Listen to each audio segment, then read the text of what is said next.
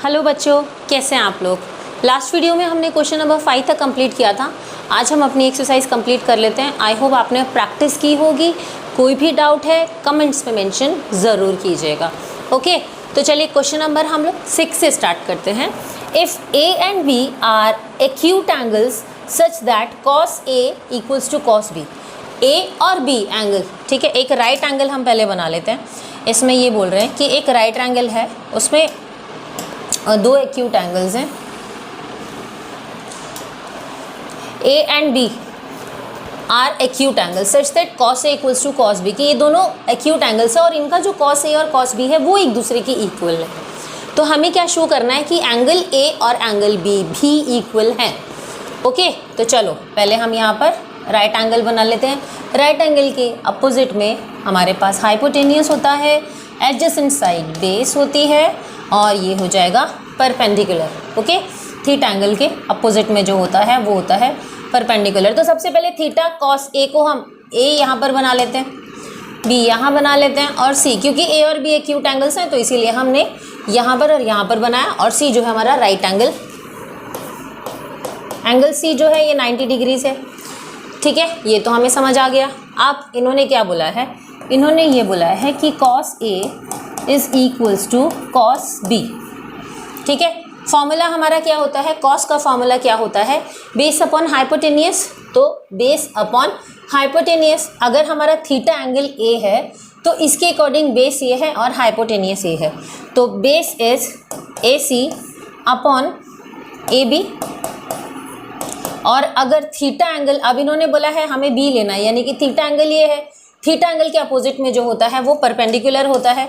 तो अभी हमारा परपेंडिकुलर और बेस जो है वो चेंज हो जाएगा। थीटा का अपोजिट वाला परपेंडिकुलर हो गया और इसका जो एडजेसेंट साइड है वो एडजेसेंट साइड जो है वो हो गई बेस। हाइपोटेनियस तो एज इट इज़ रहेगा। ओके, थीटा एंगल के चेंज होने पर हाइपोटेनियस चेंज नहीं होता है। ठीक है, अच्छा कॉस बी इन्होंने बोला है ना बेटा, कॉस बी का मतलब कॉस का फॉर्मूला होता है बेस अपॉन हाइपोटेनियस, यानी कि इसका बेस ये है एंड हाइपोटेनियस कितना है ए बी।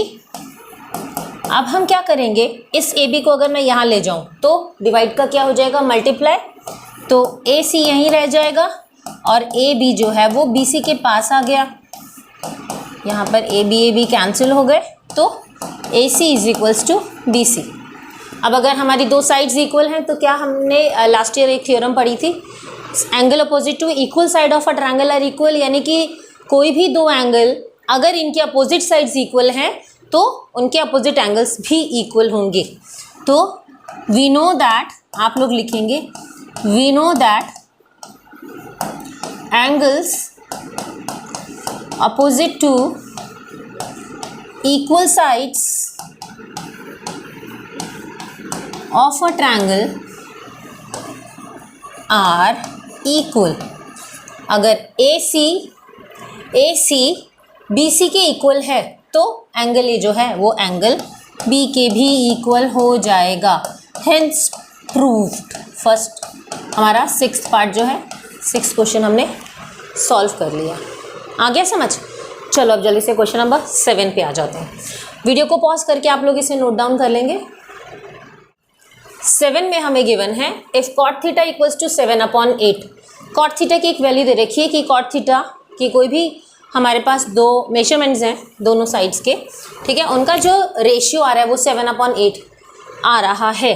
तो यहाँ पर के कांस्टेंट हम कंसीडर करेंगे। के कांस्टेंट क्यों कंसीडर करेंगे, देखिए मेजरमेंट तो नहीं है ना, 7/8 है, तो वो तो आपका कोई भी रियल इंटीजर पॉजिटिव इंटीजर हो सकता है। 7/8 की रेशियो में तो कुछ भी डिवाइड हो सकता है। जैसे मान लीजिए पहले हम लिख लेते हैं, देखो cot theta is equals to 7/8। ठीक है, फॉर्मूला हमारा क्या होता है, फॉर्मूला होता है पंडित बद्री प्रसाद हर हर बोले, राइट। कॉट जो होता है वो 10 का रेसिप्रोकल होता है, यानी कि base upon perpendicular, base upon perpendicular, यानी कि बेस कितना है ये है, तो बेस हो गया 7 और परपेंडिकुलर कितना है 8। इसके साथ हम के भी पुट करेंगे। के हम क्यों पुट करेंगे, क्योंकि ये 7/8 है, तो ये 7/8 हमारा क्या हो सकता है, ये भी हो सकता है, राइट। यहाँ पर हमारा 2 भी हो सकता है, 3 भी हो सकता है, 4 भी हो सकता है, 5 भी हो सकता है। तो मे भी कोई भी एक नंबर, कोई भी 2 नंबर हो सकते हैं जिनका जब हम सिंपलेस्ट फॉर्म में कन्वर्ट कर रहे हैं तो वो आपका 7/8 है। ठीक है बच्चों, तो इसीलिए इसके साथ के कांस्टेंट आप ज़रूर लगाएंगे। तो कॉट थीटा की वैल्यू हमें 7/8 गिवन है। अब हम यहाँ पर कोई बैरियर नहीं है कि कोई थीटा एंगल हमें दे रखा है, अपनी मर्जी से ABC पुट कर देंगे। ठीक है, पहले से राइट एंगल बना दो, AB and C। Okay, cot theta 7/8। तो हाइपोटेनियस फाइंड आउट करेंगे। फॉर्मूला हमारा होता है h² = p² + b²। हाइपोटेनियस कितना है हमारा? हाइपोटेनियस AC है, AC² = perpendicular is AB² + BC²। यानी कि हाइपोटेनियस का स्क्वायर किसके इक्वल होगा? परपेंडिकुलर का स्क्वायर करेंगे, बेस का स्क्वायर करेंगे, और जब उन दोनों को ऐड करेंगे तो जो भी हमें सम मिलेगा that will be equals to hypotenuse के स्क्वायर के इक्वल हो जाएगा वो। ओके, चलो AB², AB कितना है? 8K लिख दिया। BC कितना दे रखा है? BC 7 दे रखा है, तो चलिए 7K भी लिख दिया। 8 8 जा 64 और K का स्क्वायर हुआ तो K²। 7 7 जा 49, K का स्क्वायर हुआ तो K²। 64 + 49 होता है 113 K²। अब देखो बेटा, जब AC के ऊपर से स्क्वायर हटेगा तो यहाँ पर रूट आ जाएगा, और K का तो K रूट के अंदर नहीं आएगा, K रूट के बाहर आएगा, क्योंकि K की पेयरिंग बन रही है तो वो बाहर आ जाएगा। ओके, चलिए AC हमें कितना मिला है? √113 और K थोड़ा सा दूर कर लिख दिया ताकि कन्फ्यूजन ना हो आपको। ठीक है, यहाँ तक समझ आ गया? तीनों साइड्स मिल गई हमको। अब हम क्या करेंगे? अब हमें इसमें जो भी फंक्शंस दे रखे हैं, जिसकी भी रेशियोज हमें फाइंड आउट करनी है, ट्रिग्नोमेट्रिक रेशियो, वो हम फाइंड आउट कर लेंगे। ओके, तो साइन थीटा कितना गिवन है हमें? पहले हमें साइन थीटा, इसमें देखो साइन थीटा और कॉस थीटा हमें फाइंड आउट करना है ना पार्ट 1 में। तो पहले हम साइन थीटा और कॉस थीटा फाइंड आउट कर लेंगे। साइन थीटा का फॉर्मूला होता है परपेंडिकुलर अपॉन हाइपोटेनियस। तो परपेंडिकुलर अपॉन हाइपोटेनियस। ठीक है, K से K कैंसिल हो गया, एक कांस्टेंट वैल्यू हमारे पास आ गई। सिमिलरली कॉस थीटा का फॉर्मूला होता है base upon hypotenuse. Base upon hypotenuse, K से K कैंसिल हो गया, इसकी भी एक कांस्टेंट टर्म हमारे पास आ गई। अब हम क्या करेंगे? बस अब हम अपनी जो इक्वेशन है उसमें पुट कर देंगे। ओके, तो इक्वेशन हमारी क्या है? इसको थोड़ा सा सेपरेट कर लेते हैं हम ताकि कंफ्यूजन क्रिएट ना हो। ठीक है, तो इक्वेशन हमें जो गिवन है वो गिवन है 1 + sin theta 1 - sin theta upon 1 + cos theta 1 - cos theta. 9th class में आइडेंटिटीज़ की थी, याद है कुछ?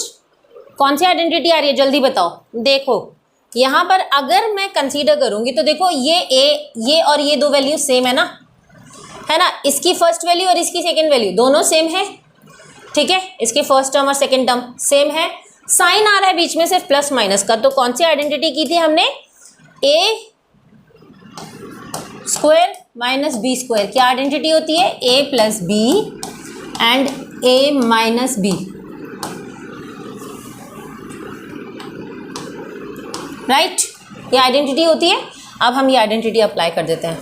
तो A + B A - B तो हमें दे रखा है, सीधा A² और B² की फॉर्म में लिख देते हैं। A की वैल्यू है 1, B की वैल्यू है साइन, 1 के ऊपर स्क्वायर लगाया, बात वही हो जाएगी, सेम ही रहेगा, 1 का स्क्वायर 1 ही होता है। ठीक है, और इसके ऊपर लगाया तो ये हो जाएगा, ये भी यहाँ पर भी A + B A - B, तो A² - B² की आइडेंटिटी आ रही है। अब देखो बच्चों, अब हम क्या करेंगे? बस अब हम इसकी वैल्यूज़ को पुट कर देंगे। ठीक है, 1 - साइन की वैल्यू बताओ कितनी है जल्दी से? 8/√113, इसका स्क्वायर कर दो। राइट, चलो आप लोगों को कन्फ्यूजन ना हो तो मैं यहाँ पर भी स्क्वायर कर देती हूँ। ठीक है, किसी बच्चे को कोई कन्फ्यूजन नहीं होना चाहिए। और कॉस का स्क्वायर हो जाएगा 7/√113²। इतना समझ आ गया? चलो अब हम क्या करेंगे? 1 का स्क्वायर किया 1, 8 8 जा 64 और इसका अंडर रूट हट जाएगा तो ये हो जाएगा 113। 1 माइनस 7 का स्क्वायर किया 7 7 जा 49 और ये आ गया 113। अब इसका एलसीएम ले लो, ठीक है, तो कितना मिलेगा, डिनोमिनेटर में आ जाएगा एलसीएम तो 1 ही मिलेगा, नीचे कुछ नहीं है तो मतलब 1 है ना इसके पास, और इसके पास भी 1 है तो एलसीएम तो 113 आएगा। जब हम डिनोमिनेटर को डिनोमिनेटर से डिवाइड करते हैं, डिवाइड करके जो भी आंसर आता है उसको न्यूमरेटर से हम मल्टीप्लाई कर लेते हैं, राइट। तो डिनोमिनेटर को डिनोमिनेटर से डिवाइड किया, 113 को 1 से डिवाइड किया, कितना मिला 113, और फिर उसको 1 से मल्टीप्लाई किया तो सेम 113 ही हमको मिलेगा। ये दोनों डिवाइड हुए, 113 डिवाइडेड बाय 113 कितना मिला 1। अब 1 को 64 से मल्टीप्लाई किया तो मिला 64। ओके, चलो इन दोनों का भी एलसीएम लिया, कितना मिलेगा 113, राइट। फिर 113 को 1 से डिवाइड किया 113 मिला, फिर जो आंसर मिला उसको 1 से मल्टीप्लाई कर देंगे तो आंसर मिलेगा 113 ही। इन दोनों को डिवाइड किया मिला 1 को 49 से मल्टीप्लाई कर दिया। ओके, अब देखो इनको हमने सब्ट्रैक्ट किया तो 113 माइनस 64 हमें कितना मिलेगा 49 अपॉन 113, और इन दोनों को डिवाइड करेंगे तो 64 अपॉन 113। अब देखो बच्चों इस वैल्यू को ऊपर ले जाएं, 49 अपॉन 113 इंटू इसका रेसिप्रोकल हो जाएगा ना, 113 ऊपर आ जाएगा और 64 नीचे चला जाएगा, राइट। 113 अपॉन 64 कैंसिल कर दिया, आंसर मिला 49 अपॉन 64। आया समझ, कोई डाउट? ओके, सेकेंड पार्ट में आगे बढ़े। ओके, सेकेंड पार्ट में हमको बताना है cot square theta. Cot square theta की हमें वैल्यू फाइंड आउट करनी है। तो कॉट स्क्वायर थीटा की अगर हमारे पास मान लीजिए ये हमारा राइट ट्रायंगल है, ठीक है, हमको कॉट स्क्वायर थीटा की वैल्यू फाइंड आउट करनी है। कॉट स्क्वायर थीटा, तो कॉट का फॉर्मूला क्या होगा, बेस अपॉन परपेंडिकुलर, ये तो हमको गिवन है, वैल्यूज भी गिवन है, कॉट की तो वैल्यू गिवन ही है 7/8। अगर इसी को स्क्वायर कर दूं मैं, बस ये आंसर आएगा। क्वेश्चन नंबर 8 हम लोग स्टार्ट करते हैं। क्वेश्चन नंबर 8 में हमें गिवन है if 3 cot theta if 3 cot a equals to 4 check whether, ये हमें एक फंक्शन दे दिया है, हमें ये बताना है कि क्या 1 माइनस 10 स्क्वायर ए अपॉन 1 प्लस 10 स्क्वायर ए इक्वल है कॉस स्क्वायर ए माइनस साइन स्क्वायर ए के, या नहीं है। चकरा गए, इतना सिंपल क्वेश्चन है। देखो अभी हम कैसे इसको फटाफट से सॉल्व कर देते हैं, ठीक है। सबसे पहले मैंडेटरी है, हमें क्या बनाना है, हमें बनाना है एक राइट ट्रायंगल। तो पहले एक राइट ट्रायंगल बना लेते हैं। अब हमें क्या बोला है, इन्होंने थीटा एंगल क्या बोल दिया, ए बोल दिया है ना, तो चलो थीटा एंगल ए भी बेटा हमने बना लिया। अब बी सी कुछ भी बना लो, ऐसा कुछ नहीं है, तो इसको हम बी बोल देते हैं और इसको हम सी बोल देते हैं, ठीक है। चलो भाई, अब क्या बोला इन्होंने कि अगर 3 cot a इक्वल्स टू 4 है, यानी कि 10 क्या होता है, परपेंडिकुलर अपॉन बेस, तो कॉट उसका रिवर्स हो जाएगा, base upon perpendicular. Safe side के लिए हम लोग बार बार यहाँ पर फॉर्मूला लिख रहे हैं ताकि कन्फ्यूजन्स ना हो। इतना तो आप भी लिख लीजिएगा, ठीक है, कई बार हड़बड़ी में गलत हो जाता है, सेफ साइड लेके चलते हैं। तो कॉट का फॉर्मूला हो जाएगा बेस अपॉन परपेंडिकुलर, ठीक है। यानी कि पहले तो क्या लिखा है इन्होंने, क्या बोला है, इन्होंने बोला है भाई 3 cot a इक्वल्स टू 4 बोल दिया ना, यानी कि cot a कितना हो जाएगा 4/3। 3 को इधर ले आए 4 के पास, ठीक है। चलो अब 4 के पास 3 आ गया, तो cot की वैल्यू बेस अपॉन परपेंडिकुलर, यानी कि बेस अपॉन परपेंडिकुलर सेम के कांस्टेंट तो पुट करना पड़ेगा, कर दिया, ठीक है। अब हम वैल्यूज़ को या यहाँ मत पुट करो, आप सीधा उसमें अप्लाई कर लो पाइथागोरस में। H square equals to P square plus B square, hypotenuse नहीं पता, परपेंडिकुलर 3k है और बेस कितना है 4k। स्क्वायरिंग कर दो जल्दी से, 3 3 ज़ा 9, 4 4 जा 16, दोनों को ऐड कर दिया जल्दी से, तो कितना मिला? वेरी गुड, 25k² मिल गया ना। चलो अब जल्दी से कर देते हैं, ठीक है। तो h² इक्वल्स टू 25k² मिला। h की वैल्यू कितनी हो जाएगी? 5 5 जा 25 होता है, 5k। तो हाइपोटेनियस हमको कितना मिल गया? 5k मिल गया बेटा। ओके, अब ज़रा देख लो हमें किस किस की रेशियोज फाइंड आउट करनी है। एक तो हमें 10 की फाइंड आउट करनी है ना। देखो दोनों में 10 की और कॉस की और साइन की। तो चलो फटाफट से ज़रा 10 की हम ट्रिग्नोमेट्रिक रेशियो देख लेते हैं। इसको ज़रा पार्टीशन में डिवाइड कर देते हैं ताकि आप लोगों को कन्फ्यूजन ना हो। ओके, थोड़ा सा इसको इधर कर देता है। कन्फ्यूजन बच्चों को पता ना चले कहीं, ठीक है। चलो बेटा, अब हम एक बार ट्रिग्नोमेट्रिक रेशियोज फाइंड आउट कर लेते हैं जिसकी इन्होंने हमें बोली है, ठीक है। 10a का फॉर्मूला होता है परपेंडिकुलर अपॉन बेस, लिखा हुआ है साइड परपेंडिकुलर अपॉन बेस। तो 10 कितना हो जाएगा? परपेंडिकुलर अपॉन बेस, यानी कि 3k अपॉन 4k, k से k कैंसिल हो गया, हमें कितना मिला? 10 की वैल्यू 3/4, ठीक है। चलो cos a की वैल्यू हम फाइंड आउट करेंगे, cos a, ठीक है। cos का फॉर्मूला क्या होता है? cos का फॉर्मूला क्या होगा? जल्दी से बताओ बच्चों। बेस अपॉन हाइपोटेनियस, यानी कि बेस अपॉन हाइपोटेनियस मिल गया। तो ये हो गया 4k अपॉन 5k, k से k कैंसिल हो गया, हमें मिल गई वैल्यू। cos की भी मिल गई, बस अब बची है साइन थीटा की, साइन a की, ठीक है। जल्दी से अब हम साइन a की भी वैल्यू फाइंड आउट कर लेते हैं। चलो जल्दी जल्दी बताओ, साइन का फॉर्मूला बोल दो जल्दी से, come on. Perpendicular upon hypotenuse, very good, perpendicular upon hypotenuse. 3k upon 5k, k से k कैंसिल हो गया। अब LHS और RHS को हमें इक्वल करना है। LHS RHS को इक्वल करना है, यानी कि 1 - 10² अपॉन 1 + 10² क्या cos² माइनस sin² की इक्वल है। तो इसको LHS और RHS करके तो हम सॉल्व करेंगे ना। तो पहले हम लेफ्ट हैंड साइड की वैल्यू फाइंड आउट कर लेते हैं। डायरेक्ट मैं वैल्यू पुट कर दूँ। 1 - 10 की वैल्यू हमें मिली 3/4, इसका स्क्वायर कर दिया, ओके, और प्लस 3/4, इसका स्क्वायर कर दिया। चलो बेटा जल्दी बोलो। 3 × 3 = 9, 4 × 4 = 16, 1 + 3 × 3 = 9, 4 × 4 = 16, ओके। फ्रैक्शन में आ गया, चलो एलसीएम लिया, मिला 16, मिल गया। 16 × 1 = 16 माइनस 9 एज इट इज़ आ गया। 16 से 16 डिवाइड हुआ तो आंसर हमें 1 मिलेगा, और जो आंसर मिलता है उसको न्यूमरेटर से मल्टीप्लाई कर देते हैं। सेम रूल अप्लाई करेंगे। फिर वापस से इसका मिला 16, 16 से 16 × 1 विल बी 16, एंड यहाँ पे आ जाएगा 9 + 9।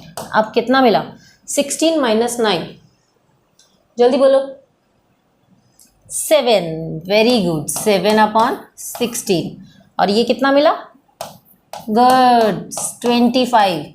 16 से 16 कैंसिल हो गया, हमें मिला 7/25, ओके। LHS की वैल्यू है। RHS की वैल्यू फाइंड आउट कर लेते हैं ज़रा। RHS की वैल्यू इसको हटा दें, चलो, ओके। पार्टीशन एक ड्रॉ कर देते हैं। अब हम यहाँ लिखते हैं RHS। तो cos² minus sin² cos² minus sin²। अब cos की वैल्यू क्या मिली थी? 4/5, 4/5 का स्क्वायर कर दिया, और साइन की वैल्यू मिली थी 3/5, तो 3/5 का स्क्वायर कर दिया। 4 × 4 = 16, 5 × 5 = 25, 3 × 3 = 9, और ये आ गया 25। 16 - 9 डायरेक्ट मिल रहा है। इसको ये वाला स्टेप भी आप मेंशन ज़रूर कर दीजिएगा। यहाँ 25 आएगा, नॉट 27। तो LHS = RHS मिल रहा है ना, बस यहाँ पर लिख देंगे आप हम लोग। Therefore LHS = RHS। ये रहा आपका सॉल्यूशन। वीडियो को पॉज करके नोट डाउन कर लीजिए फटाफट से। नेक्स्ट क्वेश्चन हमें गिवन है इन अ ट्रायंगल ABC, एक ट्रायंगल गिवन है ABC, राइट एंगल किस पे बन रहा है, हाईलाइट कर देते हैं ज़रा, राइट एंगल एट B। चलो जैसे जैसे बोलते जा रहे हैं ना बेटा, हम बिल्कुल वैसे वैसे ज़रा ड्रॉ भी करते जाते हैं। इन्होंने क्या बोला है, किस पे राइट एंगल बन रहा है, B पे। ओके, इफ tan A यानी कि थीटा की वैल्यू, हमें थीटा का जो हमारा एंगल है वो क्या है, थीटा का एंगल है A, तो ये हो जाएगा C। तो tan A की वैल्यू हमें गिवन है 1/√3। Okay, 1/√3। Find the value of sin A cos A plus cos A sin A। कैसे करेंगे, जल्दी बोलो, टेबल तो है नहीं। चलिए, tan A की वैल्यू हमें बोली है 1/√3। ठीक है, जल्दी से फॉर्मूला लिख दें। पंडित बद्री प्रसाद हर हर बोले। आप जल्दी से बता दो मुझे कि tan का क्या है। tan का फॉर्मूला है परपेंडिकुलर अपॉन बेस, यानी कि perpendicular upon base, perpendicular upon base के पुट कर दें। ठीक है, चलो ये फंक्शंस को हमें प्रूफ करना है। तो सबसे पहले पाइथागोरस तो अप्लाई होगी, हमको पता है। h² = p² plus b²। Great. ठीक है, तो परपेंडिकुलर हमारा कितना है, k², बेस कितना है, √3 k², तो ये कितना हो जाएगा, k² प्लस 3k², तो हो गया 4k², यानी कि h² की वैल्यू हो गई 4k², तो h कितना हो जाएगा, 2k, है ना। हाइपोटेनियस कितना मिल गया, 2k। Very good. अब हम फटाफट से जो भी हमें फाइंड आउट करना है उसको हम लोग लिख कर देते हैं। सबसे पहले जो हमें फंक्शन से रखे हैं उसमें जो भी हमें रेशियोज फाइंड आउट करनी है, पहले हम वो उसकी रेशियोज फाइंड आउट कर लेते हैं। ठीक है, साइन और कॉस की हमें पहले फाइंड आउट करनी है। तो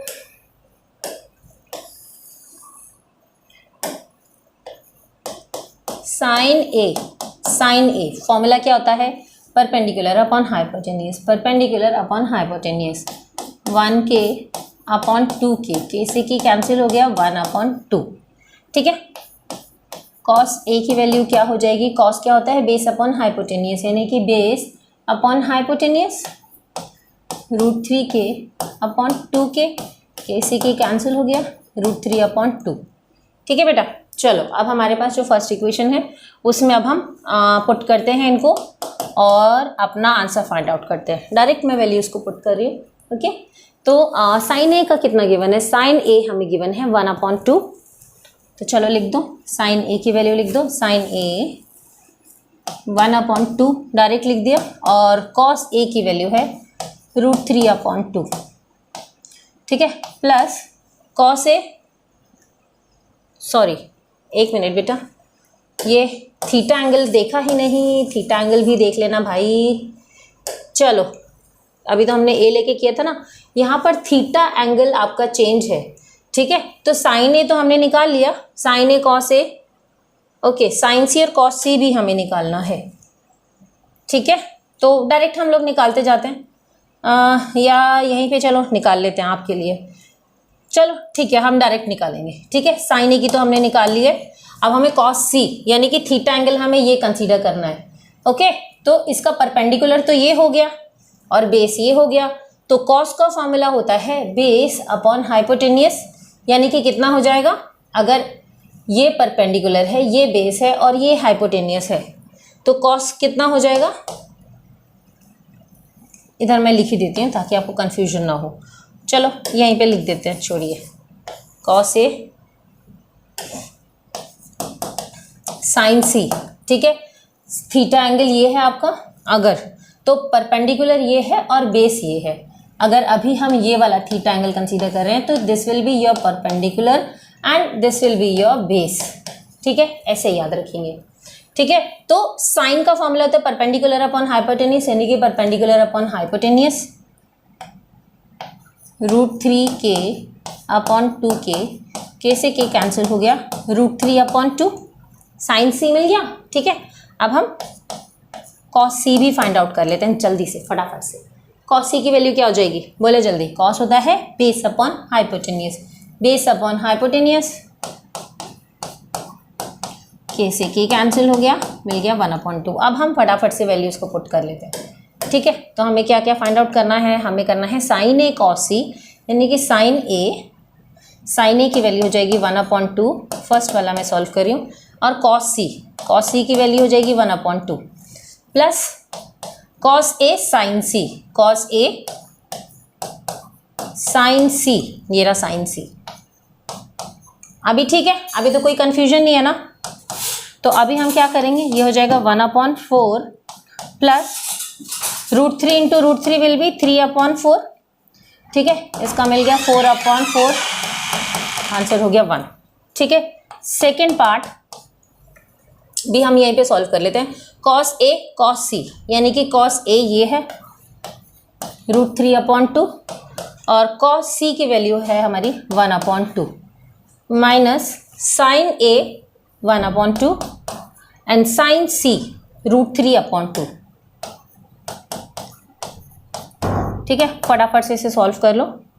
√3/4 माइनस √3/4, आंसर हो गया 0। ओके, आ गया समझ, सिंपल था। चलिए अब हम नेक्स्ट क्वेश्चन पे आ जाते हैं।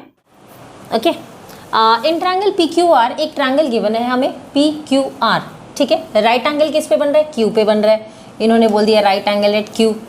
ओके, अब इन्होंने क्या बोला है हमें कि PR प्लस QR 25 है, यानी कि PR एंड QR यानी कि हाइपोटेनियस और परपेंडिकुलर को जब हम ऐड कर रहे हैं तो इन दोनों का सम कितना है, 25 है। बेस हमें दे दिया है PQ 5 सेंटीमीटर्स का। हमें determine the values of sine P, cos P and ten P। देखो थीटा एंगल हमें P बोल दिया है यहाँ पर साइन P, तो इसीलिए यहाँ पर P पुट कर दिया है। राइट एंगल Q बोला था, Q बना दिया है, बचा R हमने ऊपर रख दिया, ठीक है। फिगर कैसे ड्रॉ हुआ समझ आ गया। चलो अब हम क्या करेंगे, पाइथागोरस अप्लाई करेंगे सिंपली। सबसे पहले तो यही हमारे पास h² = p² + b²। h² का मतलब हो गया PR², परपेंडिकुलर है हमारा QR² और बेस है हमारा QP², राइट। अब हम क्या करेंगे, देखो एक हमें जो इसमें सॉल्यूशन दिख रहा है, एक जो हमारे पास एक रास्ता है, वो रास्ता क्या है कि हमें PR और QR का सम दे रखा है 25। तो हम एक काम करते हैं, PR और QR को ही एक साथ ले आते हैं, ठीक है। तो QP हमारा इस साइड रहेगा, PR² माइनस QR²। QR जब PR के पास जाएगा तो उसके पास माइनस का साइन आ जाएगा, है ना। आ गया, चलो बेटा। अब A² माइनस B² की आइडेंटिटी दिख रही है। A² माइनस B² की आइडेंटिटी क्या कहती है हमें कि भाई A² माइनस B² जो होता है वो किसके इक्वल होता है, A plus B, A minus B के। तो मैं इसको ऐसे लिख सकती हूँ, ये हो गया A प्लस B और ये हो गया A माइनस B, हो गया, ठीक है। वैल्यू गिवन है इसकी तो लिख दिया 25, ठीक है। अच्छा देखो QP हमें कितना गिवन है, QP बोलो PQ बोलो, 25 गिवन है ना।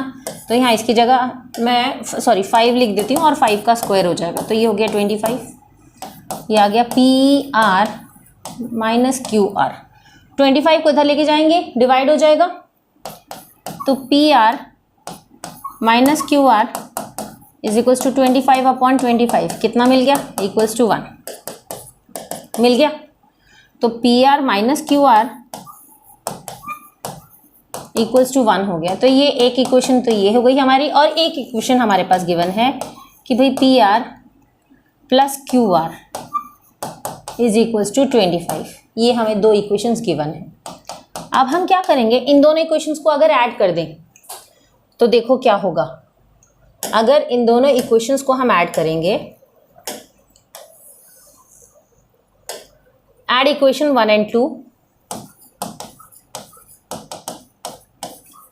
एडिंग इक्वेशन 1 and 2, तो हमें क्या मिला, वी